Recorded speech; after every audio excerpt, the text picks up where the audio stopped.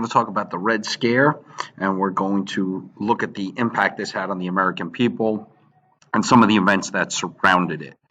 This was a period where we see a lot of fear of communism in the United States.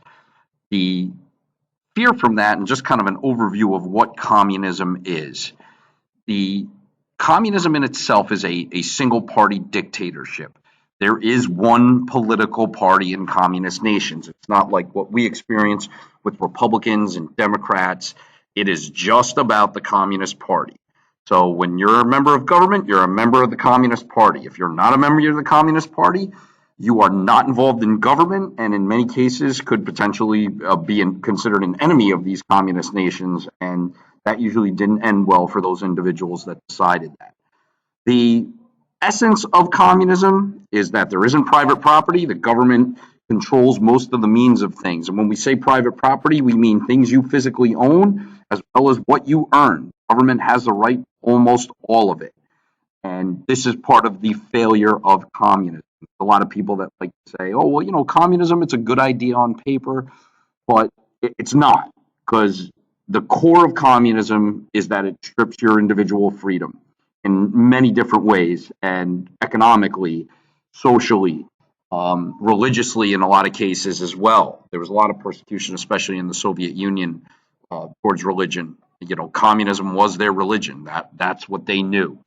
So this was a brutal system that people thought would bring, some form of utopia, but any massive government intervention like this is just terrible. So the Red Scare is a panic. This is what we go through really two periods of this in American history, and the first one is in the 1920s, and this is a panic where people fear a communist takeover.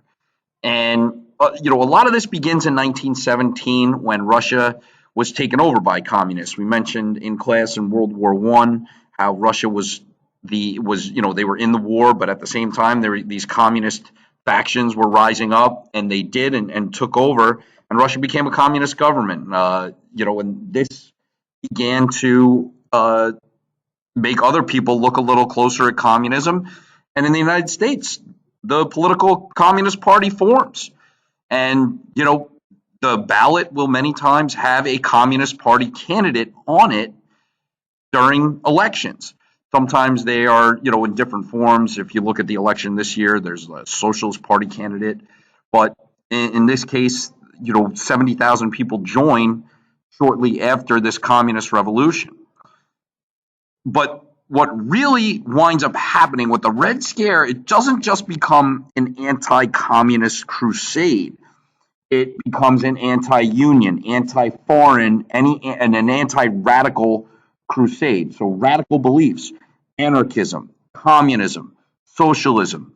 And unions many times got accused of these things because unions wanted a lot of sharing and similar ideas of communism or socialism. And some prominent union leaders like Eugene Debs were, adamant socialists, and they didn't hide that fact.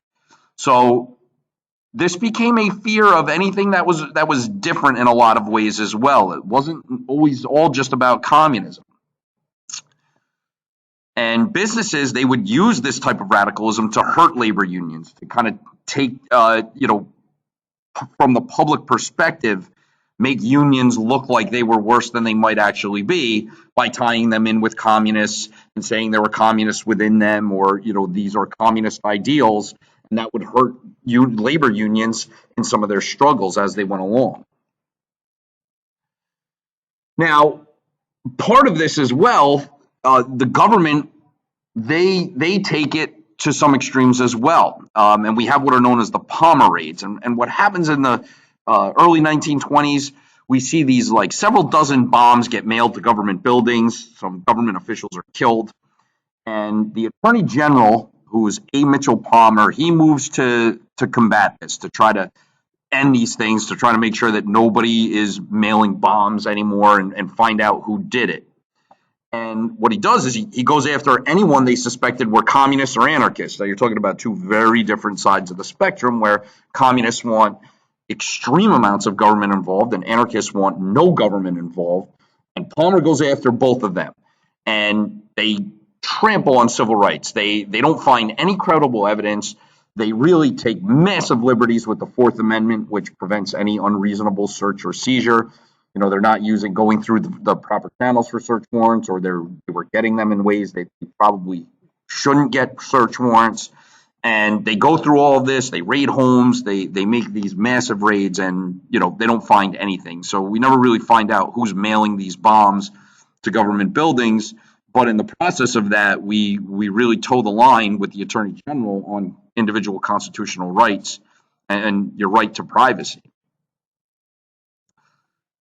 One of the most famous cases involving that gets tied in with the Red Scare is the case of Sacco and Vanzetti. And these were two Italian immigrants. They were anarchists, so they were on that radical spectrum of things. And they were accused of robbery and killing a factory paymaster as well as a guard.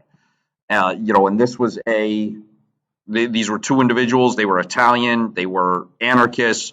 So they were foreign. They were radical. And, at their trial, they dealt with some issues. They dealt with a prejudiced judge.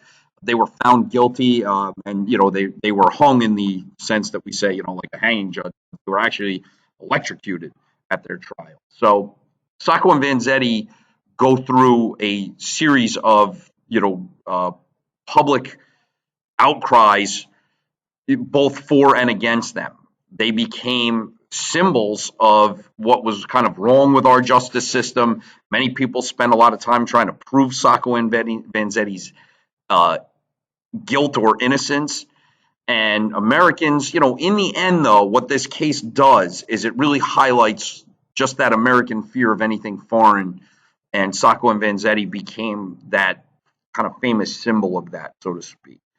So, these guys, this is Sacco and Vanzetti. You can see, it's a pretty interesting beard there, or mustache that he's got there. But these are the two guys that wound up being found guilty. The Democratic presidential candidate in the 1988 election who ran against George H.W. Bush was a man named Michael Dukakis. And Michael Dukakis, he actually gave them a symbolic pardon, even though obviously they were dead and that didn't do much good. But he was a little quick to do something like that. And we're going to kind of look in class at the evidence of Sacco and Vanzetti and whether or not they were actually guilty or if they were in fact innocent. We'll look at some of their own words. But this is what the Red Scare was about, this kind of just this big fear of anything foreign, anything radical. And these are the two guys that highlight it.